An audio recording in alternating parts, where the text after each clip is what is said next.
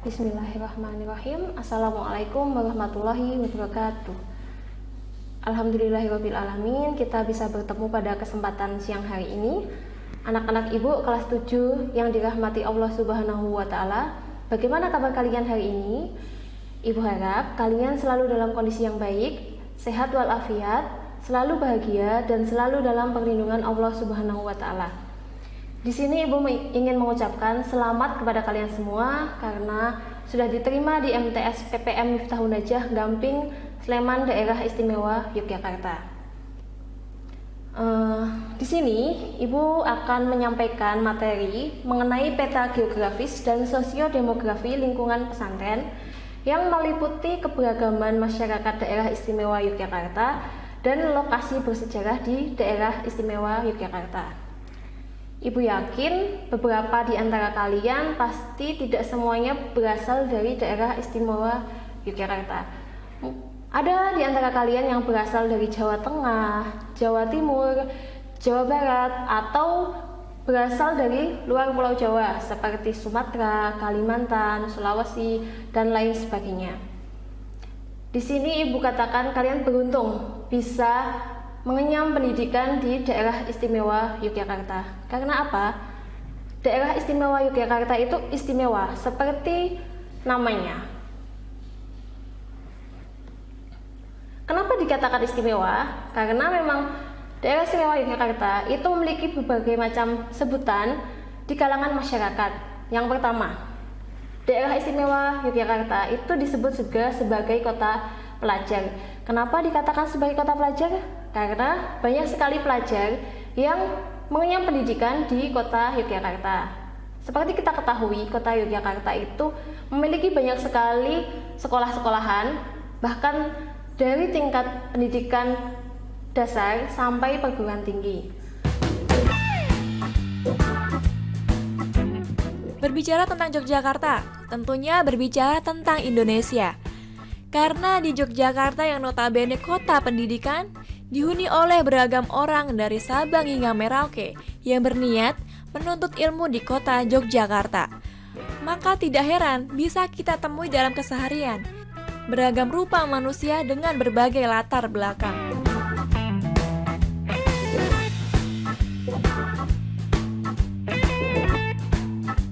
Yogyakarta adalah kota pendidikan. Di kota ini pula terdapat ratusan pelajar dan mahasiswa dari penjuru Indonesia. Nah, bagaimanakah wajah sebenarnya dari kota multikultur ini? Simak liputan selengkapnya.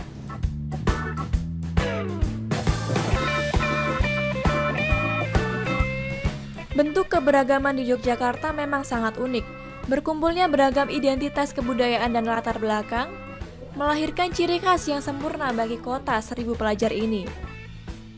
Banyak sekali perantau yang coba mendalami Indonesia lewat Yogyakarta. Namun juga tidak jarang, banyak juga perantau yang mengalami shock culture, walaupun kemudian mampu beradaptasi dengan baik.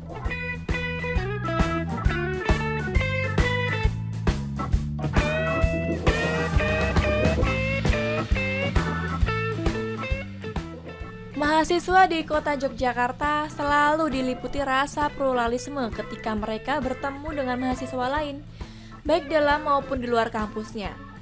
Hal inilah yang membuat tatanan multikulturalisme tumbuh subur. Kalau menurut saya, kultur Jogja itu seperti sebuah taman, di mana di dalam taman itu hidup berbagai jenis bunga. Namun, walaupun hidup bersama, tetapi tetap mempertahankan identitasnya. Itulah Jogja, di mana di sini ada dan hidup berbagai macam orang dengan latar belakang yang berbeda-beda, dari keragaman suku, agama, budaya, ras, namun tetap mempertahankan identitasnya. Nah, itulah Jogja. Sosiolog Universitas Negeri Yogyakarta, Dr. Sugeng Bayu menuturkan, terdapat dua pandangan utama di tengah masyarakat Yogyakarta tentang konsepsi kotanya. Terdapat pandangan esensialis yang kaku dan juga terdapat pandangan konstruktivistik yang cair dan partisipatif.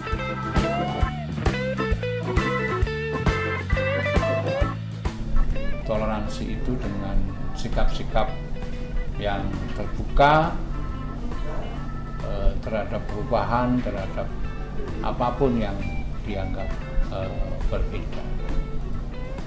Dengan lain perkataan, saya kira justru Jogja ini mengajak semua yang datang tadi, yang berbeda-beda latar belakang itu, mengkonstruksi identitas secara lebih cair, tidak identitas yang tetap, identitas yang kaku. Nah, disitulah Jogja itu. Jadi prasyaratnya apa ya? Prasyaratnya harus mengikuti logika Jogja itu yang terus mengkonstruksi identitasnya secara dinamis atau konstruksi identitas yang terbuka itu. Hidup sebagai mahasiswa di Yogyakarta memang memiliki visi besar untuk Indonesia. Karena di kota ini mereka belajar dan berorganisasi, membangun jaringan persekawanan untuk masa depan bangsa. Di tujuan belajar di Jogja, yang paling pertama tentunya kita ingin mendapatkan ilmu seperti teman-teman mahasiswa lain. Yang kedua, kita ingin mendapatkan ilmu yang plus. Nah, plus itu merupakan seperti pengalaman-pengalaman, terus seperti nilai-nilai plus yang kita dapat dari organisasi, perhimpunan, maupun dari gerakan-gerakan. Dan saya rasa di Jogja sangat banyak perkumpulan, organisasi, dan juga gerakan-gerakan yang bisa kita ikuti, dan itulah yang dapat menambah soft skill kita. Dan harapannya kita yang belajar di sini Jogja dapat mengambil itu semua kesempatan yang ada di Jogja, semuanya sudah tersedia, kita mengambil, dan suatu saat ketika sudah kembali ke kampung halaman kita dapat memakai semuanya itu untuk pembangunan di daerah kita masing-masing. Tentunya hal ini akan sesuai dengan visi besar kita, yaitu membangun Indonesia dari desa. Seperti itu. Sebagai mahasiswa dari daerah, kita datang ke sini, ke Jogja ini untuk belajar memahami bagaimana pendidikan itu, bagaimana pembangunan seharusnya dilakukan itu dengan latar belakang pendidikan kita masing-masing, dan juga kita memahami bagaimana daerah lain gitu. Kita bisa saling belajar, saling berinteraksi, dan saya pikir kewajiban mahasiswa luar daerah Jogja yang berkuliah di Jogja adalah yang paling penting adalah membangun daerahnya sendiri, khususnya untuk daerah yang masih jauh dari pertumbuhan pembangunan itu. Jadi saya pikir membangun daerahnya adalah salah satu motivasi yang harusnya dimiliki oleh mahasiswa-mahasiswa yang merantau di Jogja.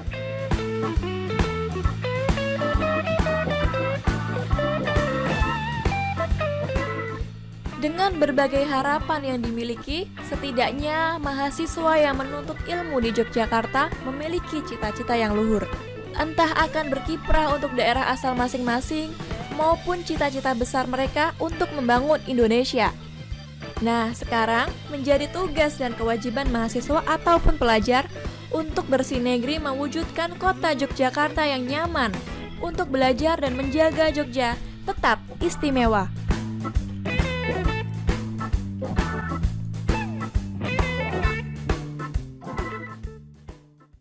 Kemudian, kota Yogyakarta juga dikenal sebagai kota budaya, kota sejarah, kota pariwisata, dan masih banyak sebutan lagi mengenai kota Yogyakarta. Dengan keistimewaan-keistimewaan tersebut, maka keberagaman masyarakat daerah istimewa Yogyakarta menjadi sangatlah kompleks. Banyak orang-orang yang berdatangan ke daerah istimewa Yogyakarta, salah satunya untuk belajar, kemudian ada pula yang bekerja, atau hanya sekedar berwisata di daerah istimewa Yogyakarta.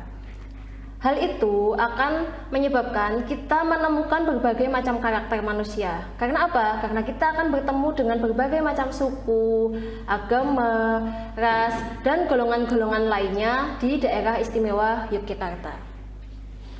Begitupun dengan kalian di Pondok Miftahun Najah ini. Nantinya, kalian akan menemui berbagai macam karakter yang berbeda-beda.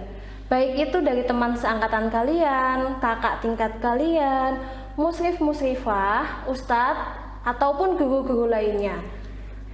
Harapannya, dengan bertemu dengan berbagai macam karakter tersebut, kita itu menjadi belajar lebih dewasa lagi. Dewasa dalam menyikapi perbedaan dewasa dalam menyikapi pemikiran yang berbeda. Hal itu juga akan memperkuat rasa hormat kita kepada orang lain, rasa toleransi kita kepada perbedaan, seperti itu. Selain keberagaman masyarakat yang kompleks, Daerah Istimewa Yogyakarta juga menyimpan berbagai tempat-tempat bersejarah yang sangat menarik untuk kita datangi sebagai tempat wisata. Tapi kita datang ke sananya nanti ya, ketika kondisi sudah normal, kondisi sudah membaik, dan kita tidak berada dalam bayang-bayang ketakutan COVID-19, oke?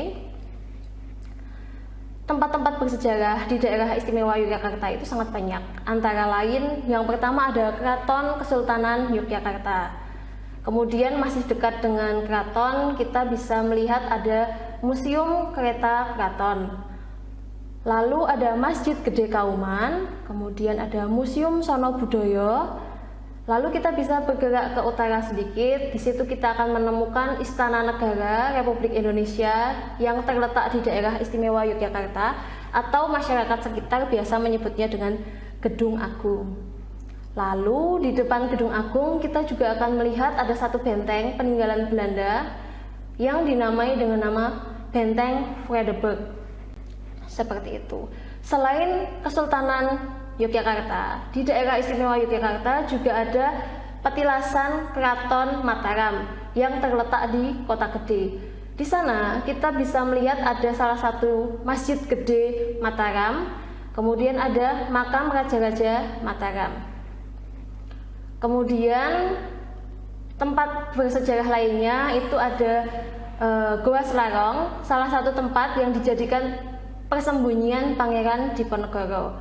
Kemudian jika kita berwisata ke daerah Sleman, itu kita ada kawasan Merapi bekas dulu tahun 2010 ketika erupsi Merapi, seperti itu. Sebenarnya tempat-tempat bersejarah di kawasan Daerah Istimewa Yogyakarta itu ada banyak. Ibu tidak bisa menyampaikan satu-satu karena saking banyaknya tempat di Daerah Istimewa Yogyakarta yang menyimpan sejarah, seperti itu. Sebenarnya Daerah Istimewa Yogyakarta itu memiliki peran yang sangat penting bagi perjuangan bangsa Indonesia, karena hampir di setiap tempat di Daerah Istimewa Yogyakarta itu memiliki kisah dan juga cerita sejarah masing-masing tentang perjuangannya. Halo Sobat Wisata, berkeliling Yogyakarta mungkin jadi impian banyak orang. Selain dikenal sebagai kota pelajar, Yogyakarta juga merupakan kota budaya yang pesonanya mampu memikat wisatawan. Nah, beberapa tempat ini banyak dicari wisatawan manca maupun domestik saat berkunjung ke Yogyakarta loh. Apa saja ya? Yang pertama ada Malioboro. Siapa sih yang tidak tahu dengan Malioboro? Berkunjung ke Yogyakarta rasanya belum lengkap kalau belum mengunjungi kawasan Malioboro. Nama jalan di jantung kota Yogyakarta ini begitu tersohor, bahkan sampai ke mancanegara. Malioboro juga menjadi tempat yang nyaman untuk jalan-jalan. Ada pedestrian dengan bangku-bangku yang instagramable di sepanjang jalan hingga titik 0 km. Pernak-pernik seperti pohon dan lampu hias juga hadir untuk mempercantik kawasan landmark Yogyakarta ini.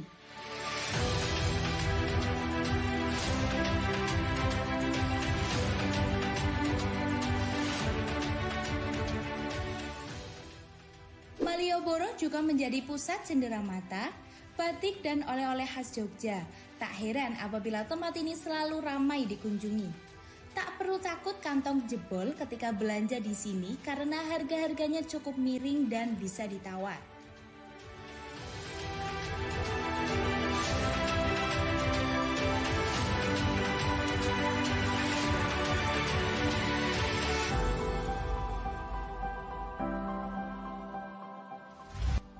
Yang kedua, alun-alun kidul.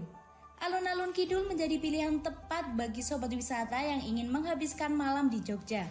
Saat malam, alun-alun kidul yang terletak di belakang Keraton Yogyakarta dipenuhi masyarakat yang menjadi hiburan murah. Kerlap-kerlip lampu dari odong-odong yang mengelilingi alun-alun menambah kemeriahan.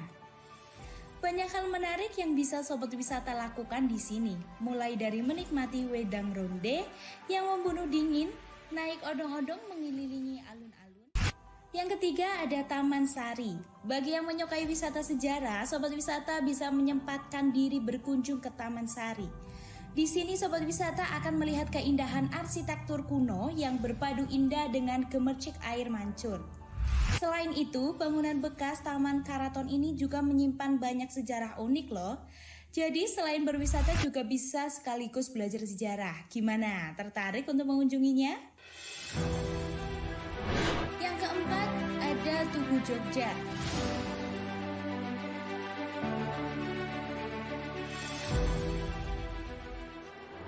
Setelah melewati hari-hari seru dengan berkeliling Jogja dan mengunjungi tempat-tempat wisata dan menakjubkan, saatnya mengukir kenangan di Tugu Jogja.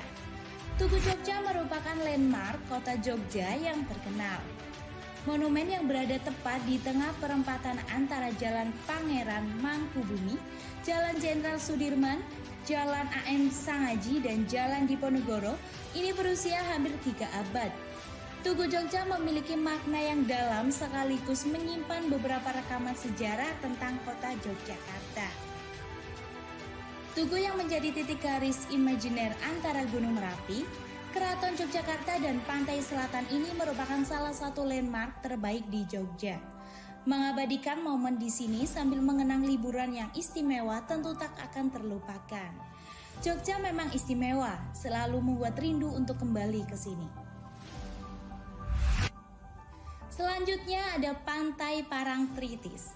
Selain dikenal sebagai kota budaya, Yogyakarta juga mempunyai puluhan pantai yang sangat menarik untuk dikunjungi loh. Salah satunya adalah Pantai Parangtritis. Tidak lengkap rasanya jalan-jalan ke Yogyakarta tapi tidak mampir ke pantai yang satu ini. Pantai yang dikenal sebagai tempat di mana legenda Nyi Roro Kidul berasal ini berlokasi di sebelah selatan Yogyakarta. Jaraknya tidak terlalu jauh dari pusat kota, apalagi didukung akses jalan yang memadai sehingga perjalanan sampai lokasi pantai mudah dijangkau. Pantai Parangtritis menjadi salah satu destinasi wisata paling favorit untuk wisatawan yang berkunjung ke Yogyakarta karena dikenal sebagai pantai terluas yang menyediakan beragam aktivitas menarik. Berbagai aktivitas yang bisa dilakukan di sini antaranya seperti mengelilingi pantai dengan menggunakan motor ATV, kuda maupun delman, melakukan olahraga seperti sepak bola di pasir, bermain di pinggir ombak, bermain layangan, atau sekedar duduk-duduk sambil menikmati suasana pantai Parangtritis yang begitu menawan. Selanjutnya ada Candi Prambanan. Nama Candi Prambanan sudah tidak asing lagi di telinga, bahkan telah diakui sebagai situs warisan budaya dunia. Candi Prambanan dibangun pada abad ke-9 Masehi ini menjadi salah satu tujuan wisata unggulan di kawasan Jogja. Setiap harinya, candi ini tidak pernah sepi dari kunjungan wisatawan. Bukan hanya untuk menikmati bangunan indahnya saja, namun juga banyak keunikan lainnya yang bisa dinikmati. Selanjutnya ada Tebing Breksi. Tebing Breksi merupakan area wisata yang terbilang unik dan nyeni dengan menyuguhkan atraksi wisata yang berbeda dari tempat lain. Area taman merupakan bekas pertambangan batu alam yang terbentuk akibat aktivitas gunung api purba Ngelanggeran. Taman rekreasi yang menghadirkan tebing-tebing batuan Breksi yang didominasi warna putih ini diukir dengan berbagai tema. Ada yang menceritakan sejarah Taman Tebing Breksi itu sendiri, ukiran wayang, hingga yang cukup mencolok ialah ukiran berbentuk naga raksasa. Tak ayal, karya seni ukir ini menjadi daya tarik tersendiri bagi wisatawan untuk dijadikan spot selfie. Kini, Tebing Breksi menjadi destinasi wisata baru terpopuler di Yogyakarta dan telah dilengkapi berbagai sarana prasarana pendukung seperti sebuah amphitheater atau panggung terbuka, area off-road, toilet, musola, dan fasilitas lainnya. Itulah beberapa tempat yang bisa sobat wisata kunjungi saat berada di Yogyakarta. Mungkin cukup sekian apa yang Ibu sampaikan. Semoga bisa bermanfaat buat kalian. Tetap semangat kalian dalam menjalani rutinitas pembelajaran di rumah. Semoga kondisi semakin membaik sehingga kita bisa bertemu secara langsung. Selamat belajar di MTS PPM Miftahun Najah. Selamat menuliskan sejarah-sejarah perjuangan kalian dalam menuntut ilmu. Selamat berjuang dan cukup sekian. Wassalamualaikum warahmatullahi wabarakatuh.